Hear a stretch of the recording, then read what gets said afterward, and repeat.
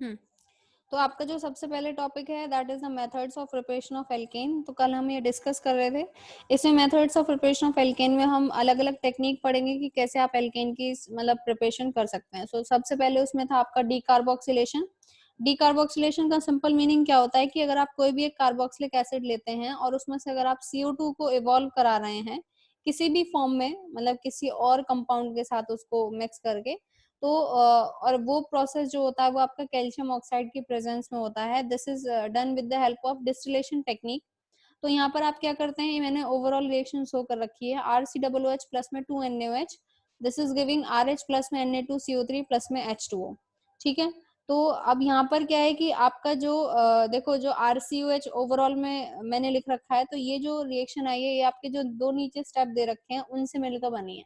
ठीक है। इसमें क्या होता है कि आपको जो भी हाइड्रोकार्बन चाहिए उससे एक एक्स्ट्रा, आप जैसे मान लो आपको मीथेन चाहिए तो आप क्या लेके चलेंगे, इथेनोइक एसिड लेके चलेंगे और उसको रिएक्ट करवाएंगे किससे, सोडियम हाइड्रोक्साइड के साथ।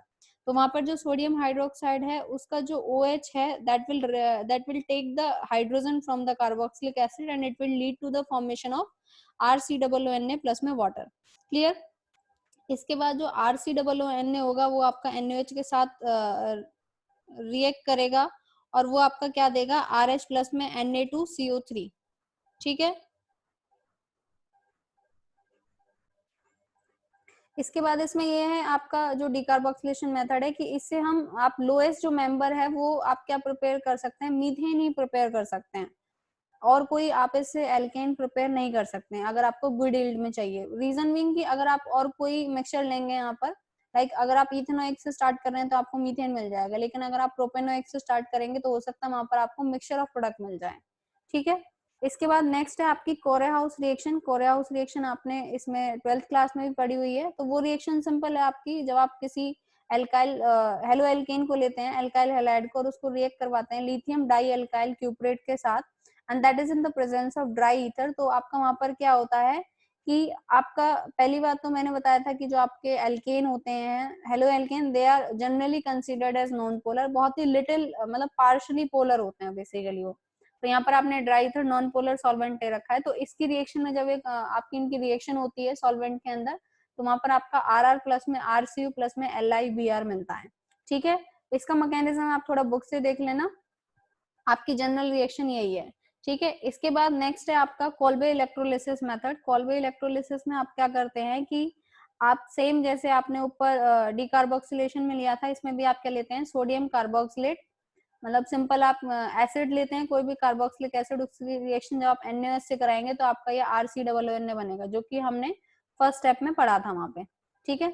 उसकी आप क्योंकि ये इलेक्ट्रोलिसिस है that is done in the presence of water, तो आपने वाटर लिया और उसको इलेक्ट्रिसिटी से पास करवाया। ठीक है। इलेक्ट्रिसिटी से जब आप पास करवा रहे हैं, एक मिनट, यहाँ पर हम क्या करते हैं कि आपका एक मिनट, हाँ, तो आपका यहाँ पर जब इलेक्ट्रिसिटी से इसको पास करते हैं तो आपका यहाँ पर RR बनता है प्लस में CO2 प्लस में NaOH प्लस में H2। तो होता क्या है कि आपका यहाँ पर ये जो एल्केन मिलता है that is formed at the anode, and जो आपका NaOH H2 मिलते हैं ये आपके कैथोड पर मिलते हैं। अब ये किस तरीके से मिलते हैं वो मैं आपको अभी दिखा देती हूँ स्क्रीन पे। ठीक है। देखें यहाँ पर आपका क्या लिखा हुआ है, 2R नेगेटिव। ठीक है।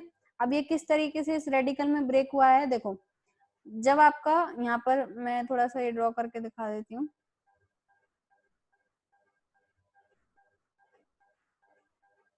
एक मिनट,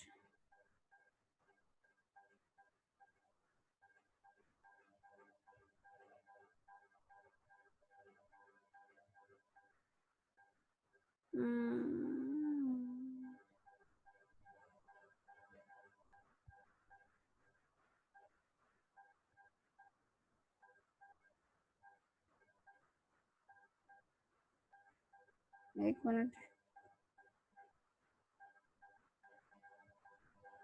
ये कहाँ से आएगा,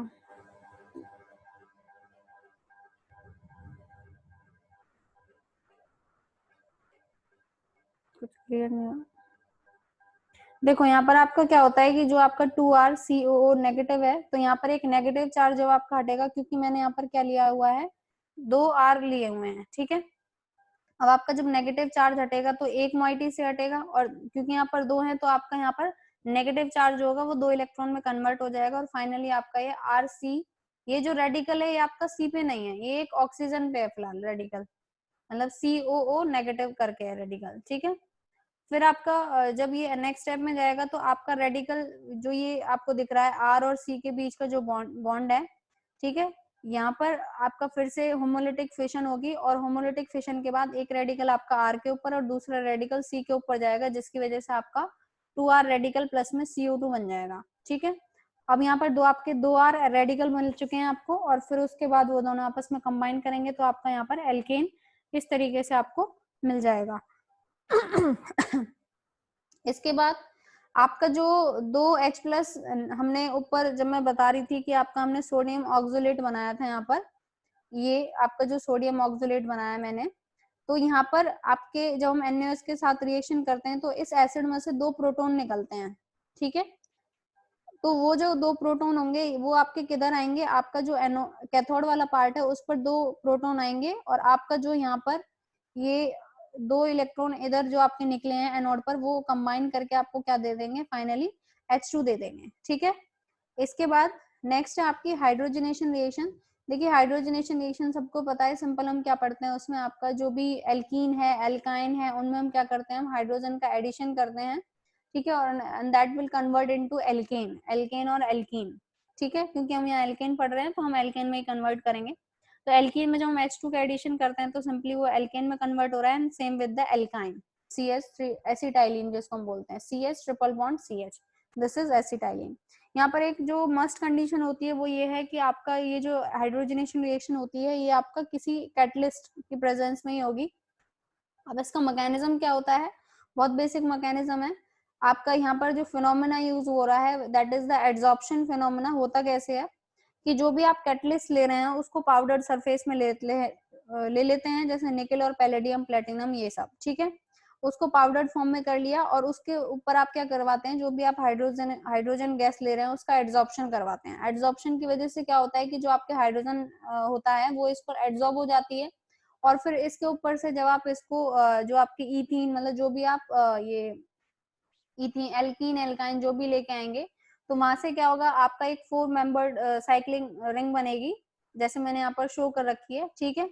और वो क्या करता है कि आपका उस मेटल सरफेस से आपका वो हाइड्रोजन को ले लेता है, और इधर से फिर आपकी रोटेशन होती है बॉन्ड्स की, और फाइनली वो आपका एल्केन में इधर कन्वर्ट हो जाता है, ठीक है। इसके बाद आपका नेक्स्ट है, ये मतलब बहुत बेसिक है और अब भी यूज होती है हाइड्रोजनेशन, आपको पता है, जैसे आपके जो ऑयल और घी होते हैं वहां पर उनकी मैन्युफैक्चरिंग में यूज होता है। नेक्स्ट रिएक्शन आपकी वुड्स रिएक्शन, और ये बाय नेम भी दे रखी है सिलेबस में। वुड्स रिएक्शन में क्या है आपका कि हम इसको एल्काइल हैलाइड के साथ करते हैं with the presence of sodium, ठीक है। और सोडियम जो होता है वो आपका फ्यूज सोडियम होता है, जैसे मतलब जो आप फ्यूज करके करते हैं वो उसका। यहाँ पर आप किस तरीके से रिएक्शन करते हैं, एल्काइल हैलाइड लेते हैं और वहां पर सोडियम साथ में दूसरा एल्काइल हैलाइड। अच्छा, ये रिएक्शन जो होती है ये आप तभी कर सकते हैं जो भी आप एल्काइल हैलाइड ले रहे हैं उसके 2 मोल लेंगे, ठीक है, 2 मोल्स रिक्वायर्ड होते हैं।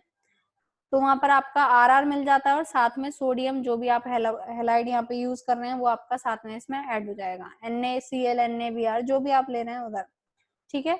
इसके बाद है यहाँ पर ऐसा जरूरी नहीं है कि यहाँ पर आप जो R ले रहे हैं इसमें वुड्स रिएक्शन में वो सेम ही हो, लाइक मिथाइल ही लो। आप एक तरफ मिथाइल हैलाइड ले सकते हैं लाइक मिथाइल क्लोराइड, और दूसरी तरफ आप इथाइल क्लोराइड भी ले सकते हैं, तो इससे आप बना सकते हैं, ठीक है।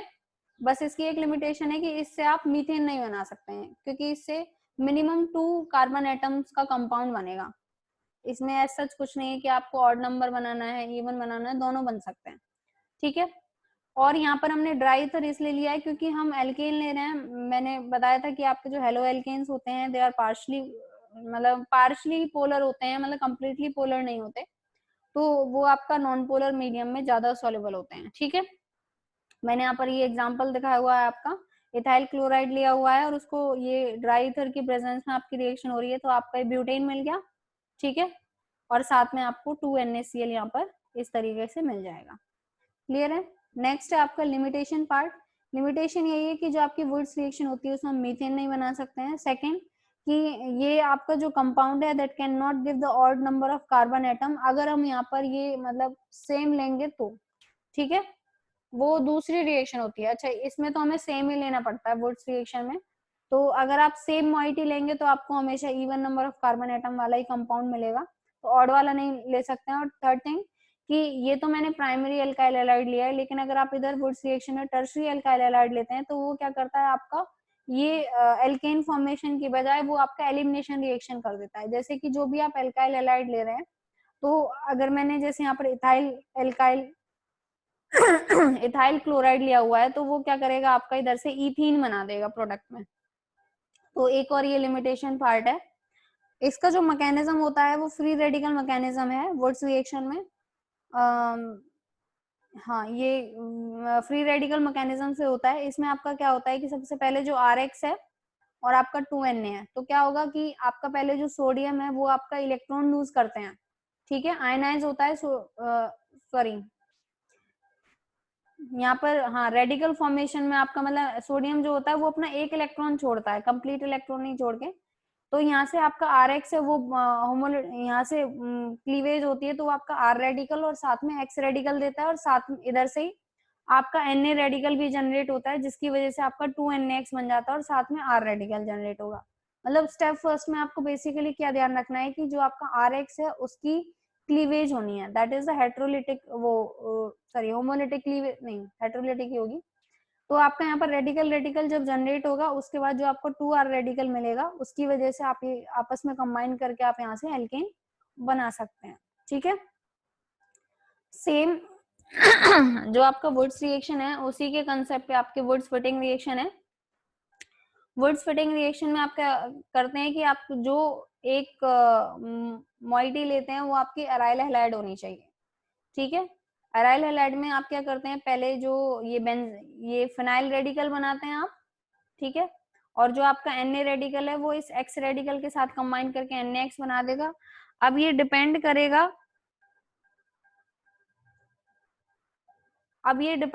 कि आपका जो फिनाइल रेडिकल बना है ये R रेडिकल के साथ ऐड हो गया इधर, तो आपका ये अगर आप CH3 ले रहे हैं तो आपका टॉलिन बन जाएगा, इस तरीके से आपका ये बेंजाइल बन जाएगा। तो इस तरीके से आप कर सकते हैं, ठीक है।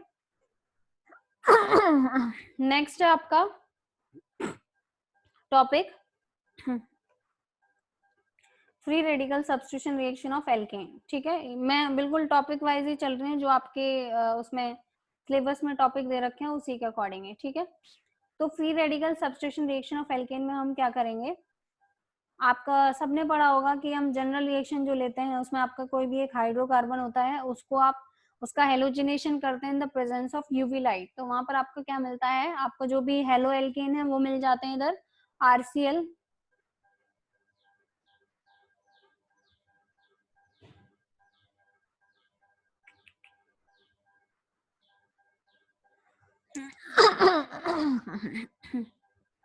RCl और साथ में आपका क्या मिल गया इधर से HCl मिल गया, ठीक है। अब इसमें क्या होगा आपका, आपने जैसे सबसे पहले मीथेन लिया, मीथेन की आपने रिएक्शन कराई तो आपका मिथाइल क्लोराइड साथ में HCl मिल गया। इसमें मैकेनिज्म जो होता है उसमें 3 स्टेप होते हैं आपके। First one is a chain initiation step. Chain initiation में आप क्या पढ़ते हैं कि जो भी आप यहाँ पर ले रहे हैं क्लोरीनेशन जब आप कर रहे हैं, तो मतलब जो भी आप हेलोजिनेशन करेंगे तो वहां पर आपने 2 Cl मतलब Cl2 लिया, उसका आपने होमोलिटिक फिशन किया तो वहां से Cl रेडिकल मिल गया, ठीक है। तो चेन इनिशिएशन स्टेप में आप बेसिकली क्या करते हैं, जो भी आप यूवी लाइट प्रोवाइड करते हैं उसकी वजह से जो भी आपका ये हेलोजिनेशन मतलब जो आप हेलोजन मॉलिक्यूल ले रहे हैं उसकी इजीली आपकी वहां से क्लीवेज हो जाती है यूवी लाइट की प्रेजेंस की वजह से, जिससे आपका ये Cl रेडिकल जनरेट हो गया। चेन प्रोपोगेशन स्टेप में क्या है कि आपका अब जो रेडिकल आपका जनरेट हुआ है, now it will react with the hydrocarbon जो भी आप लेके चल रहे हैं। जैसे कि यहाँ पर CH ये Cl रेडिकल है, that is combining Cl radical जो है वो आपका किस तरीके से कंबाइन कर रहा है, देखिए मैंने यहाँ पर मीथेन लिया है तो वहां पर आपका जो बॉन्ड है हाइड्रोजन और CH3 के बीच में, तो पहले आपका यहाँ पर क्लीवेज होगी तो H रेडिकल जनरेट होगा और CH3 रेडिकल जनरेट होगा।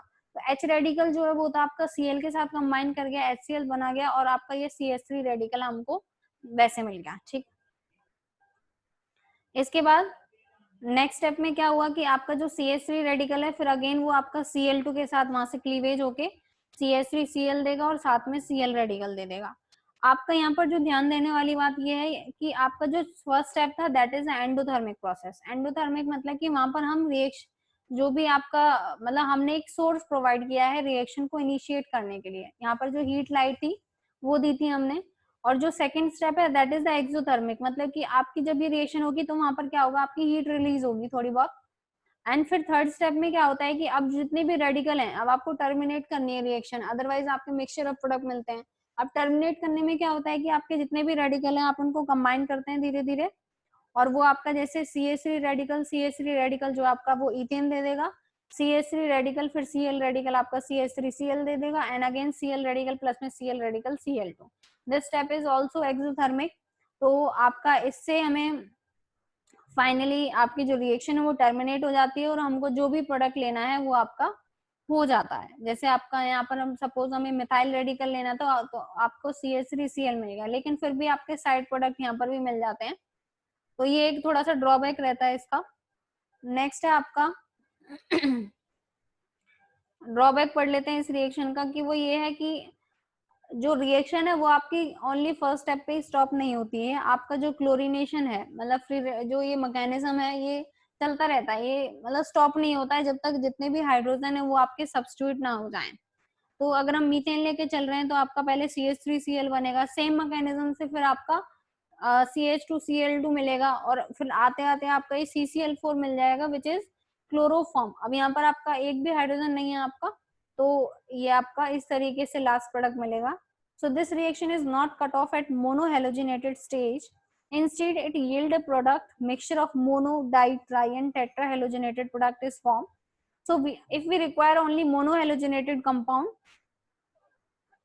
तो वो हमको नहीं मिलेगा। क्यों? क्योंकि आपके जो रेडिकल्स होते हैं फ्री रेडिकल्स जो होते हैं they are highly reactive, they again combine to give polyhalogenated compound.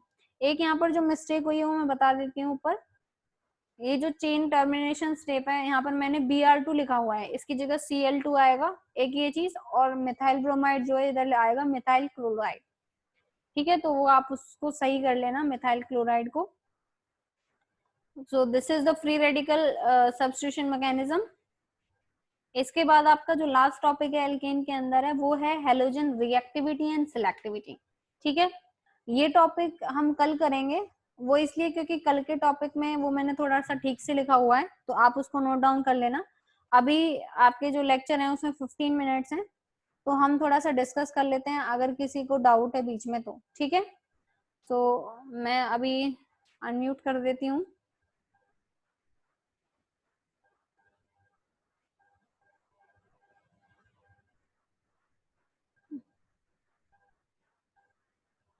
Shivam. Yes ma'am. Yes Shivam बोलो। मैम मुझे कोई डाउट नहीं है अभी। अभी कोई डाउट नहीं है? No ma'am. किसी को कोई डाउट अब तक? हेलो हेलो, मेरी वॉइस क्लियर है आप सबको?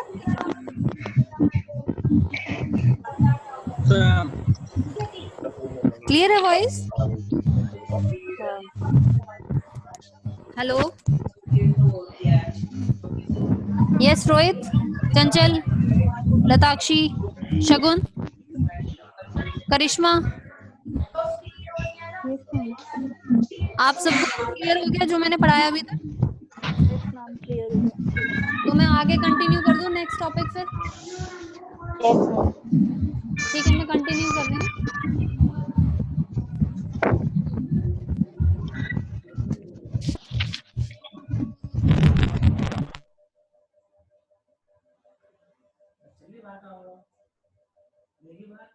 पता नहीं आंधी तूफान बारिश इतनी बुरी तरह आई, बहुत बुरी तरह।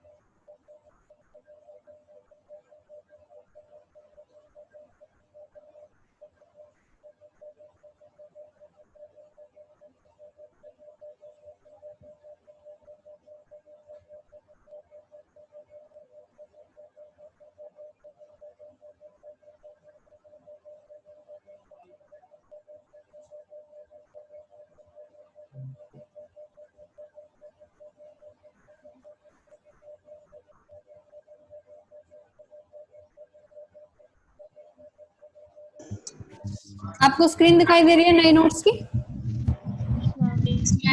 ठीक है।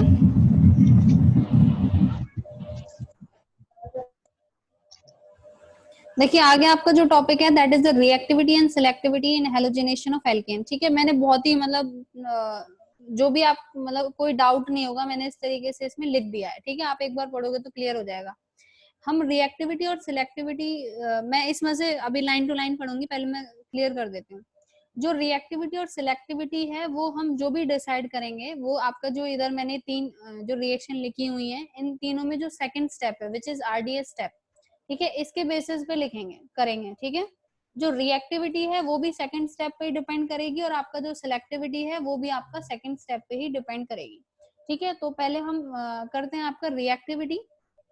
देखो इधर लिखा हुआ है here step 2 is rate determining step, order for the reactivity of halogen towards the halogenation of alkane is F2Cl2 Br2 and I2। it means कि जो आपका रिएक्टिविटी है वो फ्लोरिनेशन सबसे पहले होता है, फिर chlorination, then bromination and iodination. मतलब कि फ्लोरीन जो होते हैं वो हाईली रिएक्टिव होते हैं इसके लिए। ठीक है, अब लेकिन यहाँ पर ऐसा क्यों आया है ऑर्डर, वो इस वजह से आया क्योंकि आपका जो स्टेप सेकंड है उसमें हमारा जो प्रोडक्ट साइड में आप देख रहे हैं HX मॉलिक्यूल जो बना हुआ है, ये जो मॉलिक्यूल होगा ये जितना ज्यादा स्टेबल बनेगा उतना ही आपका ज्यादा रिएक्टिविटी होगी किसी भी पर्टिकुलर आपका जो हेलोजन होगा उसको रिएक्ट करने की।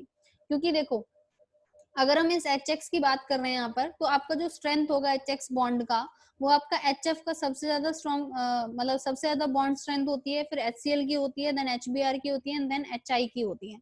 ठीक है, तो जितनी ज्यादा आपकी ये बॉन्ड स्ट्रेंथ होगी जो आपका प्रोडक्ट साइड HX बन रहा है उसमें, उतना ही उस पर्टिकुलर हेलोजन की रिएक्टिविटी ज्यादा होगी। ठीक है, so reactivity is directly proportional to the bond dissociation energy of HX bond.